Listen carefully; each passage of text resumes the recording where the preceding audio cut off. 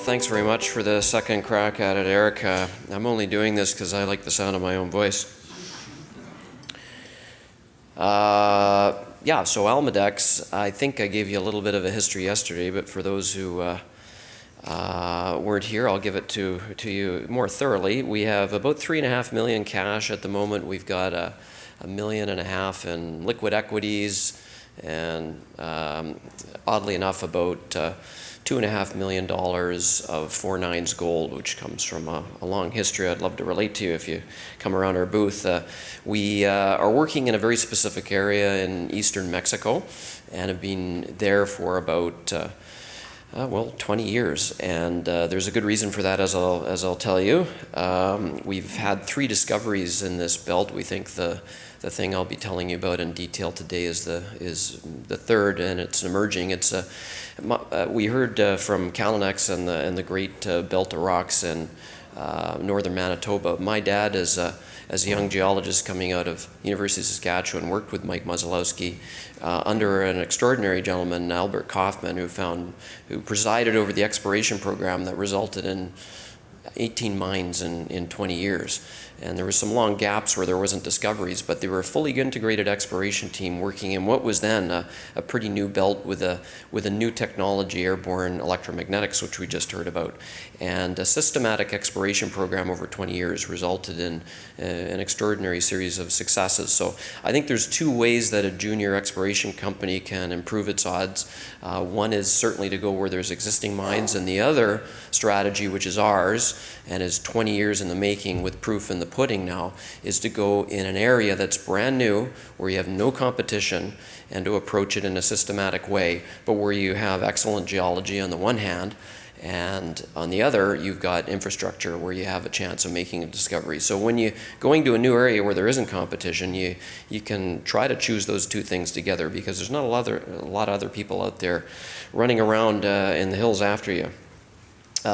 So just a little bit of the history. Almaden was founded by my father in 1986. It kind of followed a hiatus. His first public company, formed in 1972, was the Santa Fe deposit in Nevada, which interestingly has another life. And he sold that. That wound up getting mined out by Homestake. He started Almaden. And so we've got a 30-year history. 1992, he got us into Mexico.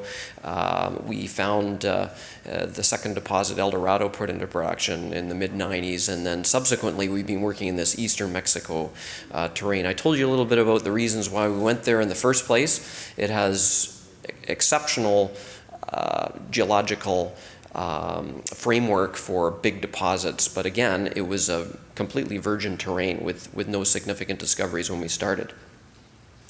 I mentioned the Hudson's Bay mining and smelting history that my father had. They had their own airplanes, their own geophysical teams, their own drills, and that was the systematic way that they approached exploration in a fully integrated fashion.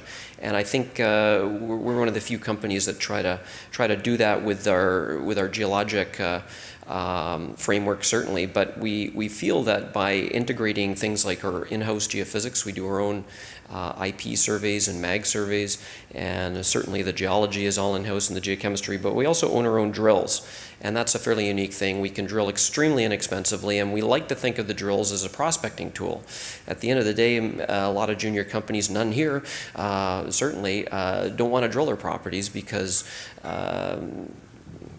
killed the golden goose. And our view is we're generating these things, and we've got 20 in the company, and there could be 20 more if we were out generating right now. We've got quite a bunch of exciting properties that we already have, but you want to drill them. You want to find out if it's there, and so you got to lower the cost because the risk is very high. So we use it as a prospecting tool to vector ourselves early on, as opposed to the ultimate finale to a project. Because the reality is, many projects are drilled 7, 8 times before a discovery is made, a legitimate discovery like we've heard about.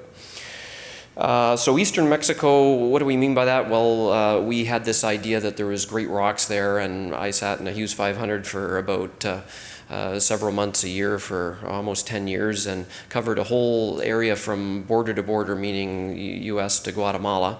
And we took samples of these rocks to understand their when in time they formed and which ones were forming belts that were permissive for big deposits. So all that work is behind us, and we also use Aster imaging, which is a satellite that has this Japanese camera that is able to detect different infrared spectrum and reflect clay minerals, and some clays can be associated with big deposits. So we landed on all these things and created our own database from scratch. The first discovery was something called Caballo Blanco. We acquired those claims after going out there. I think I told you yesterday it was kind of an ad hoc trip. I found this thing in a German PhD thesis, went out there, and that started the whole thing. It's now about a 1 million ounce heap leachable deposit. There's a new group that's permitting it as we speak, and I think they have a good chance of doing that. The second discovery was the Ixtaca deposit, which is a 3.5 million ounce gold equivalent deposit we discovered 20 kilometers away from the largest Kimberly-Clark facility in Mexico. The Caballo Blanco project is 6 kilometers away from Mexico's only nuclear power plant. And that's what I'm going to focus on now. We've just recently announced some really exciting holes. Caballo Blanco used to be the name of a consolidated property which includes the Caballo Blanco deposit and our El Cobre deposit.